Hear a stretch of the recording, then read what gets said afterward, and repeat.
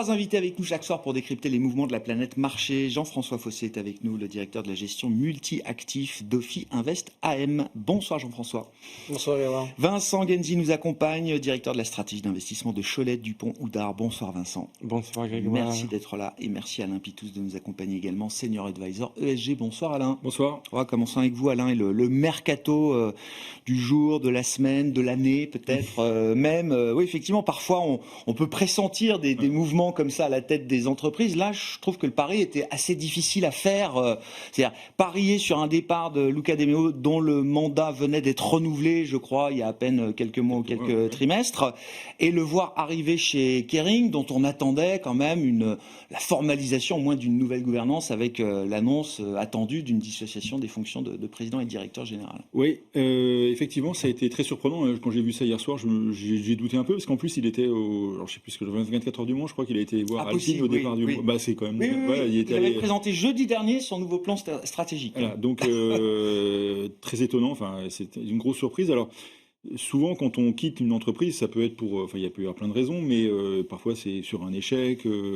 Là, c'est pas le cas du tout, parce qu'en fait, quand on regarde, si on fait son parcours depuis 2020, il y a un redressement industriel. Il a quand même remis à plat tout le cirque qu'il y avait autour des accords avec les Japonais en particulier, même si c'était pas encore totalement fini, mais enfin, en tout cas, il y avait quand même une base de fait.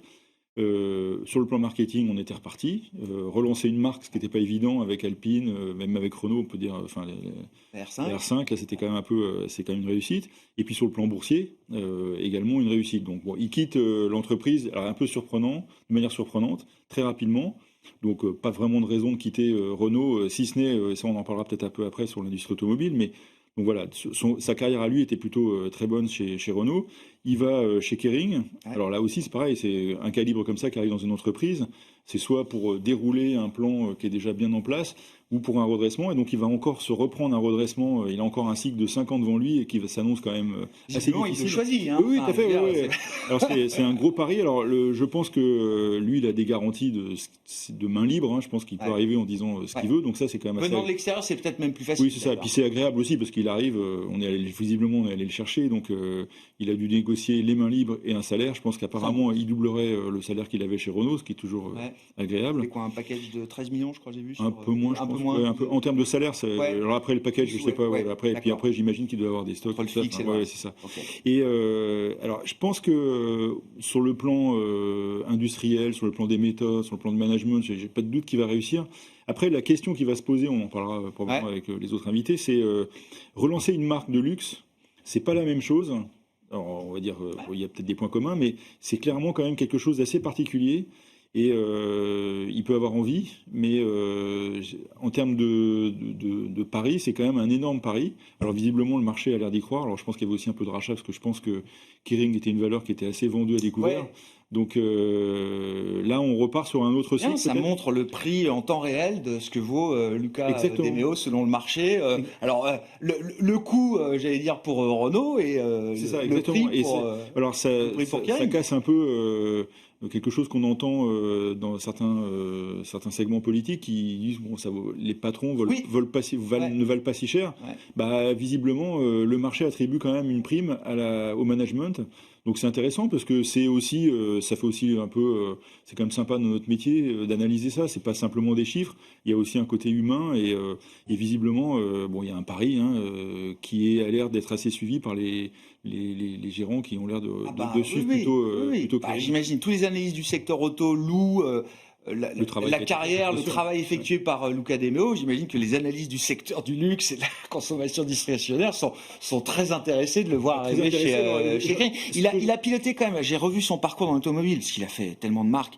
Bon, Fiat, évidemment, Seat avant Renault, mais il est passé longtemps chez Volkswagen et il est passé chez Audi à un moment. Oui, des positionnements quand même plutôt mal. Mais c'est des marques qui n'étaient pas en difficulté. Là, Kering est clairement dans un problème quand même assez spécifique, donc à voir s'il va pouvoir le redresser. Et si on regarde l'automobile, Après, moi, je partage assez son point de vue. Si c'est un point de vue un peu inquiet sur l'avenir de l'automobile, sur la transition qui s'annonce, les 5 ans qui s'annoncent quand même particulièrement dur pour des acteurs de cette taille-là, quand même. Hein.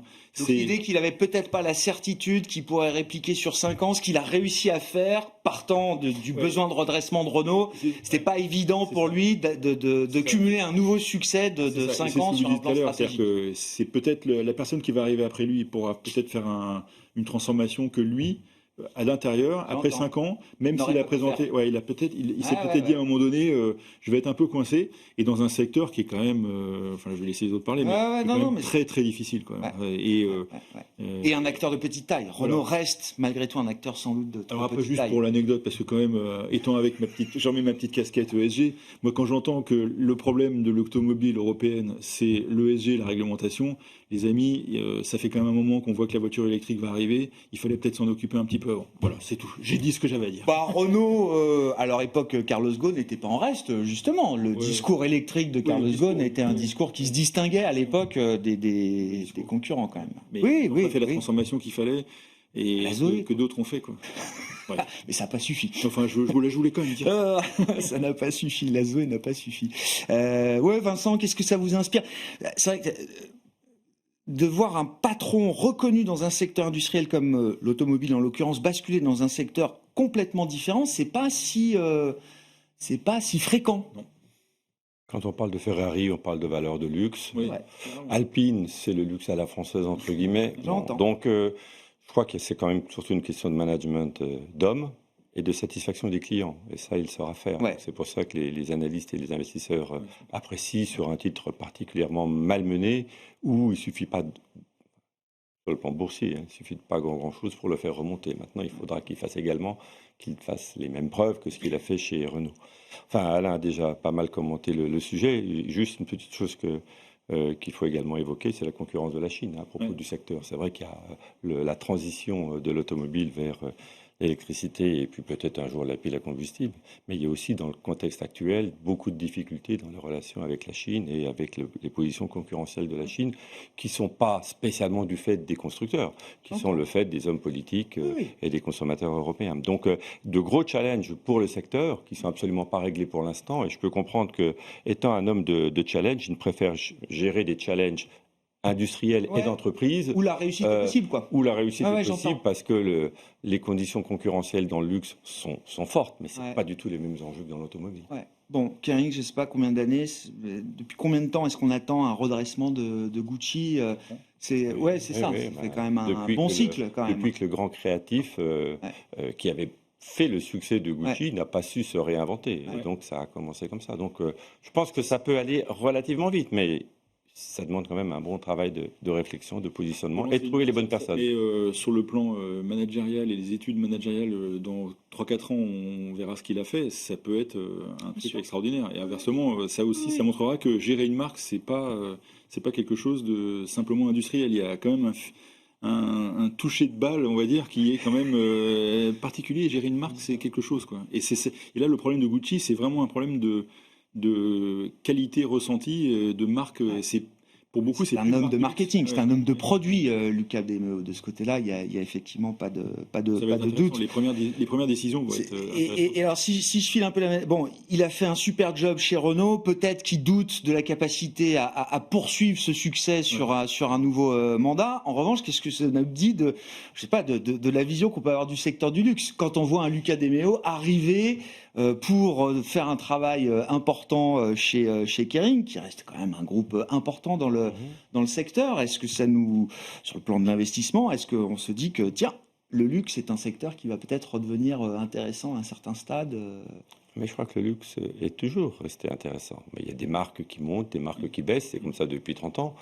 Ça n'a rien à voir avec l'évolution du luxe en tant que tel. Après, il y a un autre élément à prendre en compte, c'est l'hypercroissance qu'a apporté la Chine, qui va forcément être moins importante à l'avenir. Donc l'environnement concurrentiel va également se durcir entre les différents groupes et les différentes marques. Parce que le gâteau va continuer à croître, moins fort, mais beaucoup moins. Bon, venons-en. Grosse, réaction de marché quand même très significative, très puissante. Hein. Le marché est pris par surprise et tout de suite intègre effectivement le facteur d'Emeo, alors le détracte de Renault, pour l'intégrer au cours de bourse de Kering aujourd'hui. Au-delà de ça, on retrouve un semblant d'appétit pour le risque sur les marchés après une fin de semaine troublée par l'escalade, les tensions et la guerre déclenchée entre Israël et l'Iran. Jean-François Fossé, sur cette dimension géopolitique, avec quelques jours de recul, qu'est-ce qu'on peut dire, sachant que le baromètre du stress se reflète souvent dans les cours du pétrole, quand il s'agit en tout cas de conflits dans cette région du monde?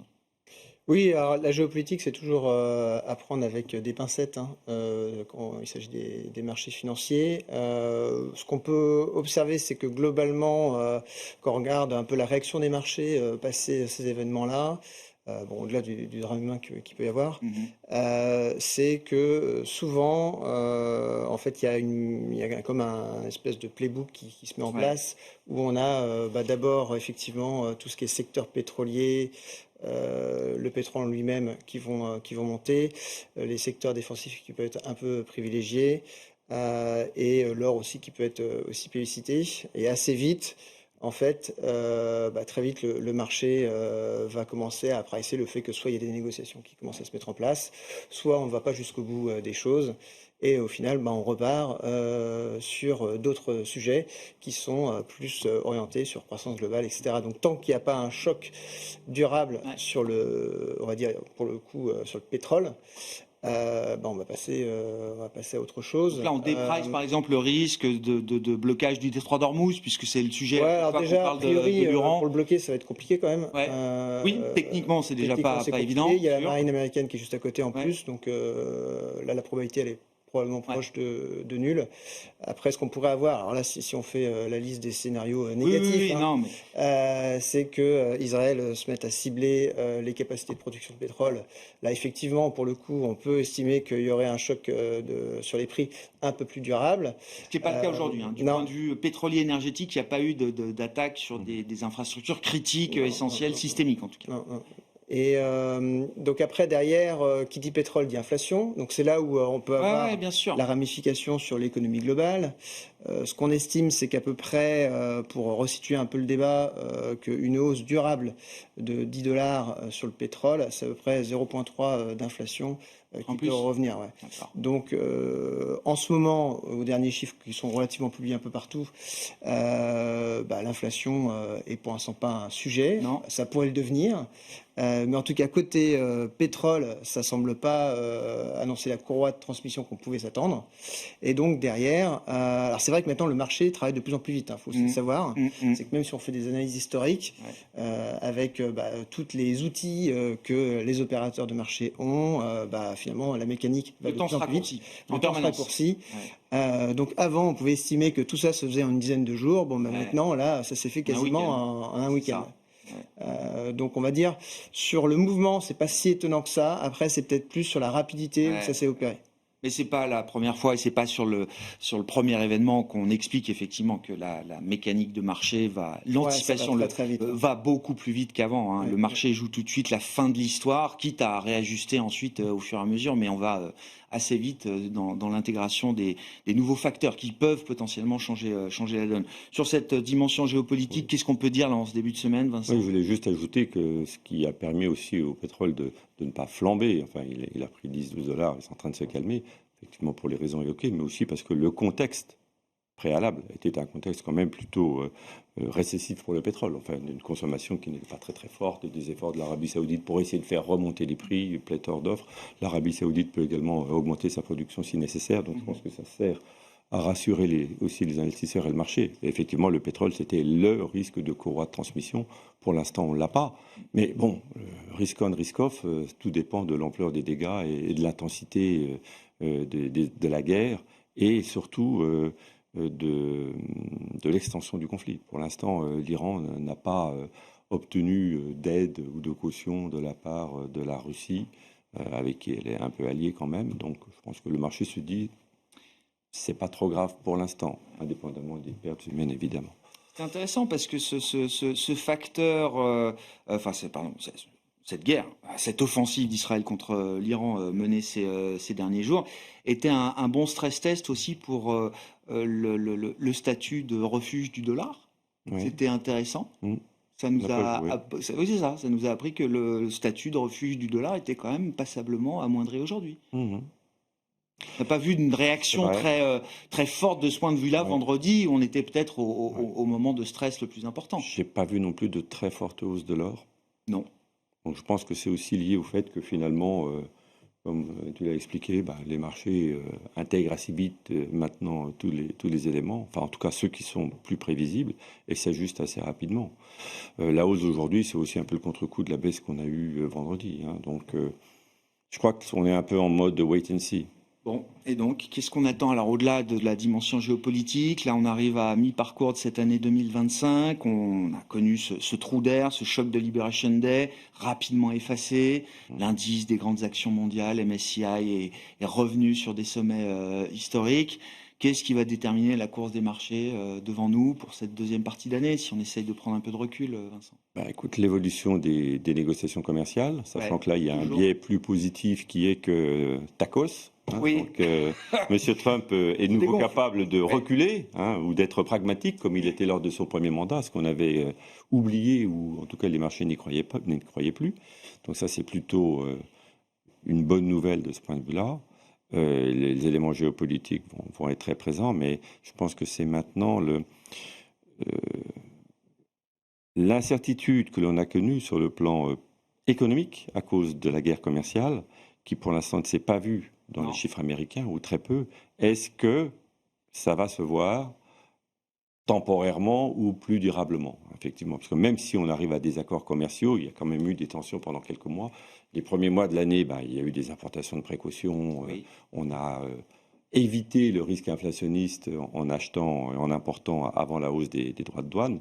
Mais il y a quand même, je trouve, au sein de l'économie américaine, des petites poches de modération que l'on voit. Je regardais là avant l'émission, les créations d'emplois. Oui. Depuis le début de l'année, quelle est la moyenne des créations d'emplois? Je sais pas. 120 000. Ouais. On dit que le plein emploi, plein emploi, c'est 200. Ouais. Donc le chômage, pour l'instant, n'a pas bougé. Bon, c'est vrai que peut-être comme chez nous, il y a des changements structurels dans le marché de l'emploi avec le vieillissement de la population. Mais il y a quand même ça. Par contre, la consommation, les revenus des ménages, pour l'instant, ça tient très bien. L'immobilier est un peu mou. Mais je pense que c'est ça. Une question de délai.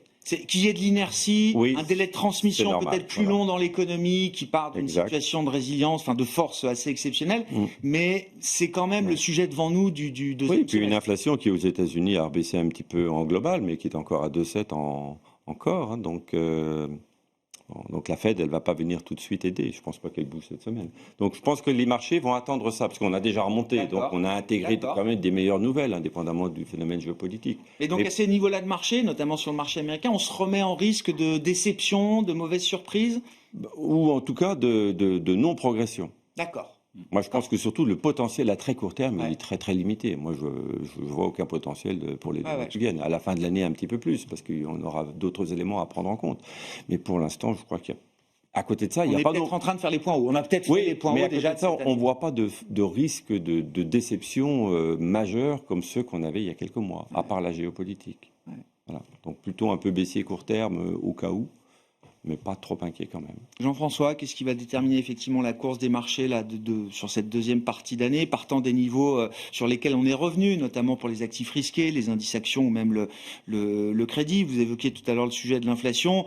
La dernière marque d'inflation du mois de mai aux États-Unis, qui est un mois où quand même les États-Unis ont collecté des tarifs, nous fait nous demander où est passée l'inflation, en tout cas l'inflation liée à l'impact des tarifs. Est-ce que c'est une question de temps ou est-ce que possibilité qu'on ne voit pas beaucoup, en tout cas, de cette inflation? Oui, la possibilité est là. Après, nous, les échanges qu'on a avec nos stratégistes de marché et l'équipe macro, c'est que ça va commencer à arriver, probablement transitoire, même si ça nous rappelle à nos mauvais souvenirs, l'inflation transitoire. Oui. Mais il est et d'ailleurs sur certains paniers de biens, on commence à avoir des petits pics d'inflation qu'on n'avait pas vu depuis un petit moment. Donc, sur les biens, sauf pour l'instant, on est un peu au microscope, quoi. Donc il est possible que ça arrive effectivement par l'été. Après, il y a la fameuse deadline du 9 juillet.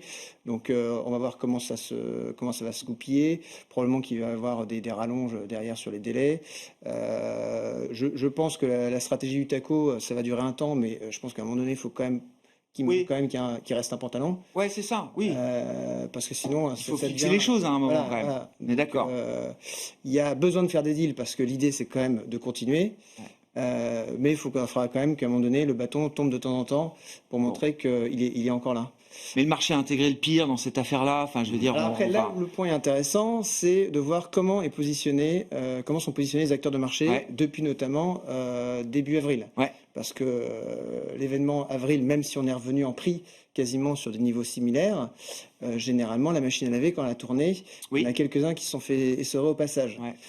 Donc ce qu'on observe avec les données qu'on collecte, c'est que côté institutionnel, c'est un peu réduit la voilure, un peu alors pas au creux de la baisse, mais en tout cas parce qu'il fallait un peu plus protéger si jamais les choses tournaient mal. On sait aussi que côté gestion, tout ce qui est systématique, de tendance, etc., c'est quand même beaucoup moins embarqué en risque qu'en avril. Donc c'est-à-dire qu'on arrive dans un niveau de positionnement qui est certes pas complètement désengagé, mais qui est un peu plus moins agressif. Voilà, moins agressif. Donc ça veut dire que les petites baisses vont probablement être mises à profit. Donc, par rapport à la deadline du 9 juillet, on peut se dire qu'il est peu probable qu'on ait une même intensité de baisse si jamais les choses vont mal qu'on a connu en avril. Parce que quelque part c'est un peu un remake mal embouchonné. Et derrière il y a aussi le fait que c'est l'été, donc il y a les flux qui sont moins présents, donc toujours ça va exacerber un peu les mouvements. Et derrière, il y a quand même la fin d'année aussi qui va s'emboucher. Et là pour le coup, ceux qui auront des performances un peu décevantes vont quand même devoir remettre un peu à travailler pour le rallye. Donc effectivement, sur la séquence, on va dire à partir de maintenant, moi je vois pas trop d'intérêt à aller charger la mule, sachant qu'on a un événement binaire qui va arriver dans pas longtemps. Et pour le coup, il y aura peut-être des opportunités à faire. J'entends. Mais peut-être que là, sur ces niveaux de marché, ça rejoint parce que on est peut-être là au bon prix aujourd'hui, quoi. Je pense que c'est un peu le consensus. Alain, oui, les indices actions sont revenus assez vite au sommet, on l'a beaucoup raconté. Toujours beaucoup de volatilité quand même sur les parties longues de courbes obligataires, ça reste aussi un sujet qui anime l'ensemble des marchés d'ailleurs. Oui, en fait, on prend l'événement du mois d'avril et puis celui-là, on aurait pu penser que ça aurait fait des écarts encore plus importants. Finalement, c'est tout ce qui a été dit. Chaque baisse était plutôt mise à profit pour renforcer les positions, revenir sur le marché parce que les gens ne voulaient pas rater un éventuel mouvement. Mais si on enlève ces petits blips de marché qui sont bien rachetés, d'ailleurs, c'est amusant de voir que... Et par le retail, on n'a pas évoqué le retail dans les acteurs de marché tout à l'heure. Ceux qui... C'est l'inverse. Lui, il est très actif. C'est ça. Et pour d'énormes montants. C'est-à-dire qu'en fait, ils sont habitués à venir quand il y a une crise, quelle qu'elle soit. Et puis on y va de gaiement, ETF, on augmente les programmes d'achat pour renforcer les positions. C'est vrai que c'est un gros changement par rapport à d'habitude. D'habitude, ça panique par les particuliers qui liquident un peu n'importe comment. Et là, c'est pas du tout ce qui s'est passé. Et ce qui continue à faire un bruit énorme sur le marché. Là, ça se passe dans le calme. Quand vous regardez vendredi, aujourd'hui, les volumes ne sont pas très importants. Oui, il n'y a pas eu zéro panique. Par contre, je pense que, et ça, c'est des tendances très très longues qui vont encore durer un moment et qui essaient de contraindre Trump par sa politique. Mais les déficits américains restent extrêmement importants, déficit commercial, déficit de la balance des paiements qui sont massifs, avec un dollar qui est un peu plus contesté qu'avant. Alors je ne dis pas qu'on va changer, on va passer de 60% à 20% dans les réserves de change, mais en tout cas le dollar est un peu mis en question. On se retrouve avec des matières premières qui ont... Si vous regardez un peu les matières premières depuis 2 ans, régulièrement il y en a une qui flambe, et elle ne revient pas au point bas. C'est-à-dire qu'en fait... ça flambe, puis ça rebaisse un peu, puis ça recontinue, etc. Donc il y a cet effet d'accumulation, et en fait d'excès de demande par rapport à une offre qui montait. J'entendais en venant le cuivre qui a bien monté. Il y a un déficit de production de cuivre. Ouvrir une mine de cuivre, c'est 10 ans. Donc le déficit, il est là pour durer. Donc tous ces trucs-là sont là, s'accumulent. La dette mondiale continue d'augmenter.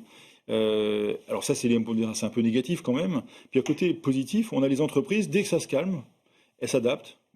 Ils n'ont pas besoin... Alors ce qui est très gênant en ce moment, c'est le bruit qu'il y a avec Trump, etc. C'est un peu perturbant. mais vous les laissez 6 mois avec une situation à peu près calme, et elles savent opérer. Et ça, tout le monde sait que c'est comme ça. Et c'est aussi pour ça qu'on vend pas, parce que vous allez vendre pour essayer de vous racheter 5% plus bas. C'est vain, c'est même pas la peine d'essayer. En réalité, vous pouvez pas le faire. Vous pouvez le faire sur un titre de temps en temps, etc. Bon. Donc ça, c'est le deuxième événement. Et les marges restent très élevées quand même. Alors c'est un peu attaqué, il y aura des choses, il y aura la taxe Zuckman, il y aura quelque chose qui va venir un peu pomper sur les marges à un moment donné. Et un peu les tarifs déjà, rien que les tarifs. Oui, ça va venir un petit peu, mais finalement pour le moment, on va contourner, on va se débrouiller, bon monsieur. Et alors le point aussi qui est intéressant, je trouve, et ça, on n'avait pas ça dans les périodes de tension avant, c'est qu'avant, quand il y avait une tension, il y avait on va dire une recorrélation de la baisse, un peu tous les segments, tous les secteurs qui prenaient pareil, qui prenaient une petite baisse un peu à un moment donné pareil. Et là, en fait, il y a des thématiques qui passent un peu au travers. C'est-à-dire que, en fait, les grosses thématiques autour de l'énergie, la transition énergétique, le nucléaire pour compenser un peu l'intermittence du solaire et de l'éolien. Donc ça reste quand même des thématiques. Dès que ça baisse, il y a des murs d'achat qui arrivent. Le quantique, c'est un pari, mais ça continue. C'est pas des thématiques de marché très larges et profondes non plus encore aujourd'hui. Sur les marchés listés. Quand vous faites le cumul, ça finit par être pas mal. Vous prenez l'espace, vous prenez des choses comme bien ça. sûr. Oui, mais ce qui se passe, c'est que quand vous êtes sur les marchés, vous avez un panel de 15 000 valeurs à acheter, et puis vous avez une quinzaine de valeurs, on va dire 4-5 secteurs qui font des pertes de 30% dans le mois.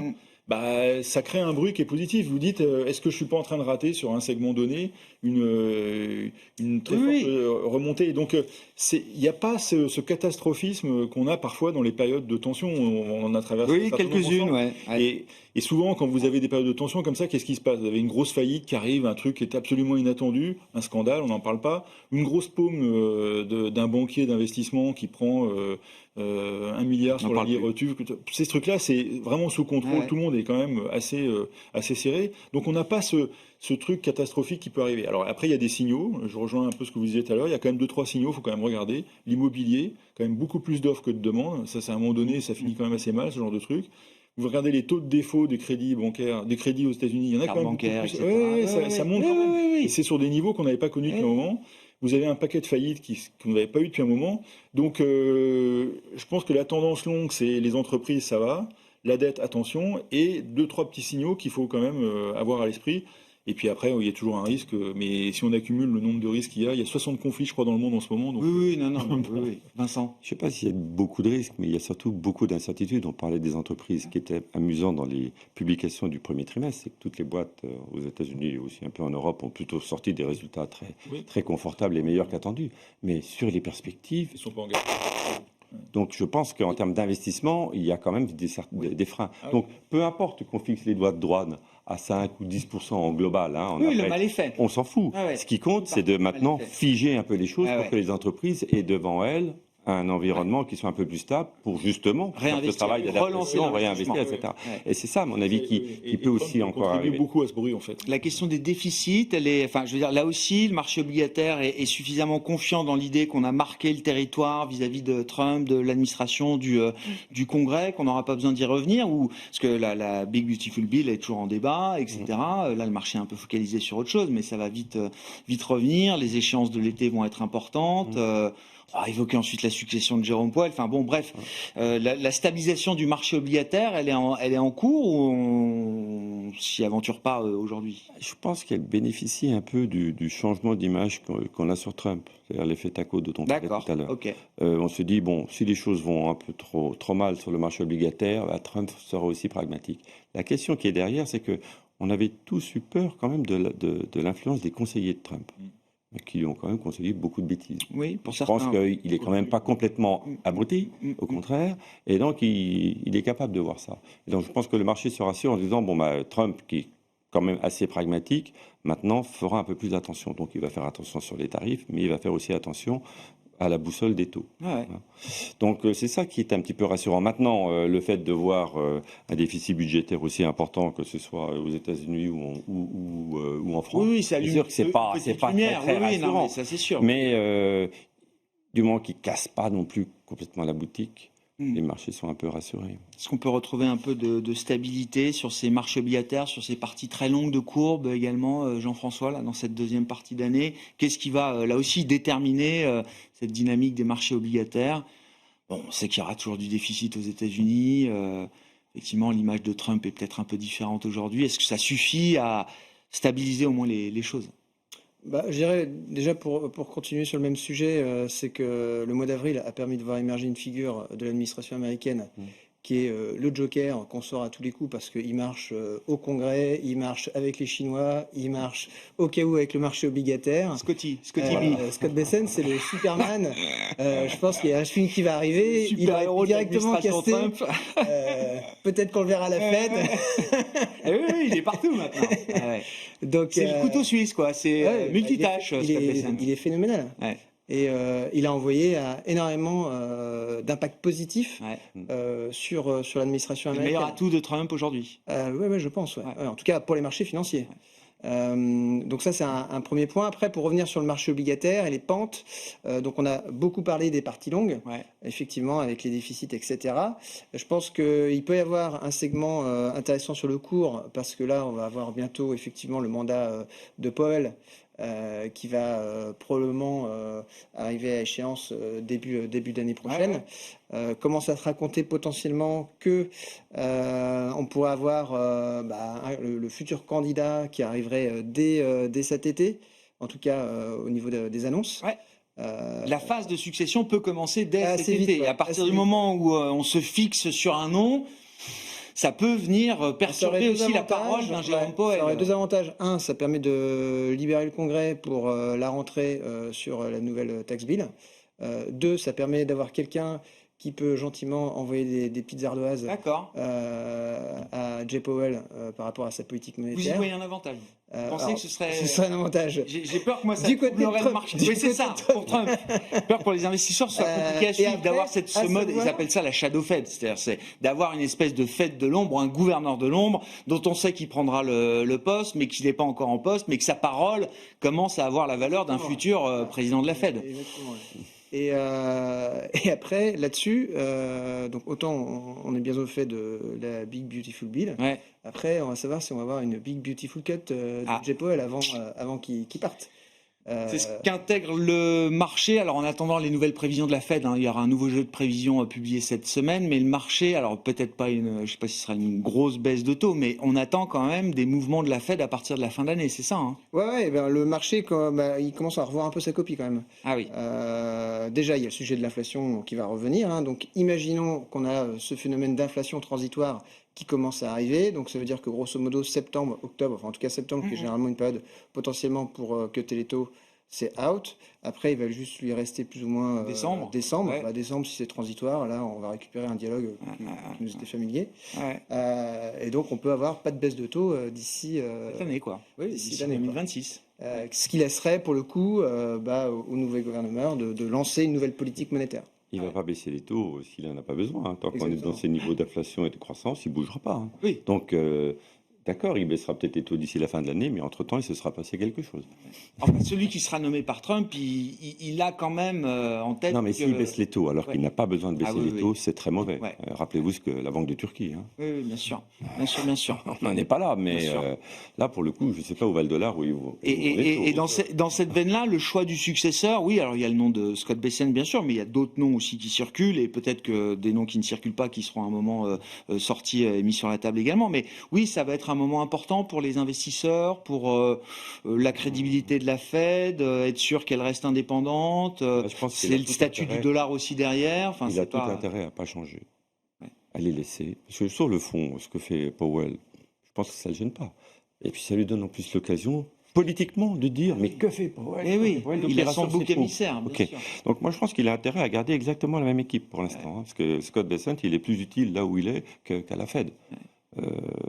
Et puis on voit bien la stratégie de Trump. Il passe sur d'autres thèmes.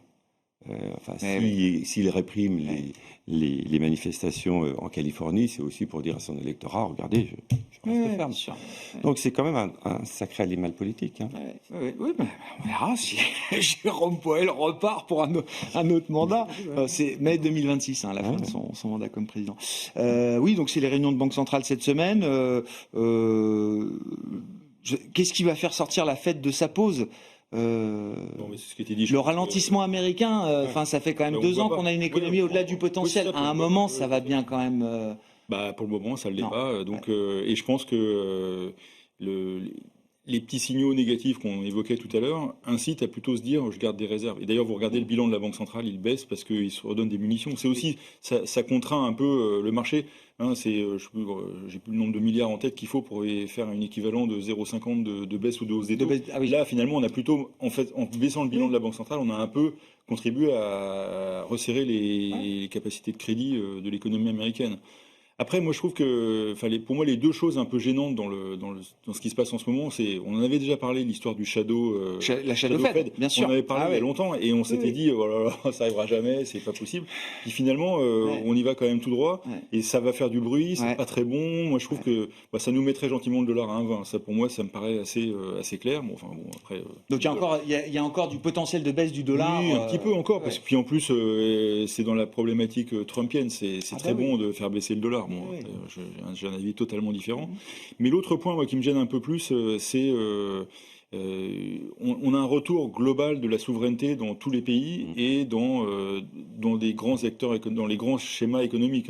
L'intelligence artificielle, l'énergie, j'en parlais des frontières, etc., l'approvisionnement, tous ces trucs-là sont quand même repassés. Quand même, la défense, clairement, c'est redevenu un sujet de souveraineté. Ça aussi, on en avait déjà parlé à un moment donné. Faut pas laisser ça aux gens de l'ESG. C'est pas je le dis. Enfin bon, bref. Mais alors, imaginez un petit peu une crise. Un truc un peu imprévu qui tomberait sur les marchés comme on a eu dans le passé.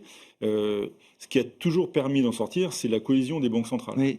Au moins, sur le papier, après dans les faits, ils n'étaient peut-être pas tous totalement alignés, mais enfin au moins, on se donne une grande capacité de crédit, on a un discours commun, il faut être sérieux, machin, on les imagine tous en train de faire leur petit speech. On pourrait avoir un moment de crise, un discours trumpiste avec son shadow, avec un shadow cabinet, qui dirait écoutez, les Européens, c'est leur problème, leur problème, nous on n'y peut rien. L'euro, il fait ce qu'il fait. Les lignes de swap en dollars, voilà. Désolé, c'est pas notre job. Et on en sortirait de toute façon parce que personne n'a intérêt à ça. Mais on pourrait avoir une semaine de tension ridicule pour des trucs politiques, et la politique dans ce genre de moment est pas très bonne conseillère, quoi. Donc après évidemment on reviendra au pragmatisme, tout le monde se mettrait autour de la table. Mais ça peut créer un petit truc. Mais ça peut permettre et ça c'est un peu ce que je trouve en ce moment qui est un peu gênant. Faut regarder ce qui se passe au Japon. Les Japonais qui ont des communications qu'ils n'avaient pas avant, quoi. Ils évoquent une faillite, on dirait Fillon de la grande année. Bah oui, ils évoquent des trucs comme ça, les taux, on maîtrise pas, machin, des trucs que les Japonais ne disaient pas avant, quoi. C'est curieux pourquoi ils sont comme ça en ce moment. Il y a aussi une menace. C'est une guerre monétaire. C'est ça. Et donc ça, c'est pas très bon, quoi. Et alors, je reprends ce qui a été dit tout à l'heure, mais je trouve que le marché, il est un peu sur ces niveaux-là, ça redevient dissymétrique, c'est-à-dire qu'en fait. J'entends. Qui peut acheter aujourd'hui? Parce que, alors encore une fois, il y a ceux qui sont investis depuis 10 ans. Vous êtes sur les Magnificent Seven, vous laissez porter, pourquoi pas, quoi. Pas besoin de vendre. Par contre, acheter aujourd'hui, en se disant, le CAC va aller à 8500, le Dow Jones, il va aller à 50 000, et le Nasdaq à 25 000. Bon, c'est un peu téméraire. J'entends. Voilà. Alors du coup, est-ce qu'on est à l'aise, là, Jean-François, dans une stratégie multi-asset là? Non, mais c'est quoi effectivement. Qu'est-ce qui à la fois protège et puis qu'est-ce qui reste confortable pour l'investissement là? Être trop pessimiste, je crois qu'on le disait en introduction, ça paye pas. Non. Donc ça, on le sait assez vite. Donc certes, les actions, nous, on a tendance. Alors moi, j'aime pas trop les événements binaires, donc nous, on a rentré un peu de protection. Avant la fin des trêves de 90 jours, c'est ça, 8 juillet pour l'Europe. Déjà, ça va évacuer un certain nombre d'inconnus. Au pire, on repart sur des 90 jours. Donc on se redonne du temps. Le temps, comment le mettre à profit? Avec du portage. Du portage, on en a sur du crédit à yield. A priori, les défauts, c'est pas pour demain. Vous avez sur la dette émergente aussi, vous avez des taux assez attractifs. Donc l'idée, c'est de se rémunérer le temps qui passe, le temps de voir un peu comment les choses avancent. Sur la duration, nous, on est quand même un peu à l'écart. On trouve que le statut un peu de valeur refuge pour l'instant sur les taux est pas encore complètement là. En plus, surtout si on a un petit scénario d'inflation transitoire, parce qu'il y aura bien quelques voix qui vont sortir pour dire que c'est pas transitoire. Donc on reste un peu à l'écart. Et sur les devises, pour l'instant, nous on fait un peu de portage aussi. D'accord. Donc voilà, on fait du rendement, le temps de voir ce qui se passe. Ouais, d'y voir plus clair. Vincent, pour conclure avec vous sur la logique d'investissement, de positionnement là aujourd'hui. Mais on l'a déjà évoqué, hein, pas de potentiel à court terme, donc plutôt des achats sur repli dans une optique fin d'année et année prochaine. Si, je pense qu'il y a quand même, les marchés sont quand même assez focalisés sur des thèmes, hein, quelques-uns ont été évoqués, mais ce qui monte depuis 2-3 mois en Europe, c'est toujours le même secteur. C'est l'industrie via la défense, c'est les matériaux de construction grâce au plan de relance des infrastructures allemands, c'est les financières, banques et assurances, un peu les utilities, les télécoms.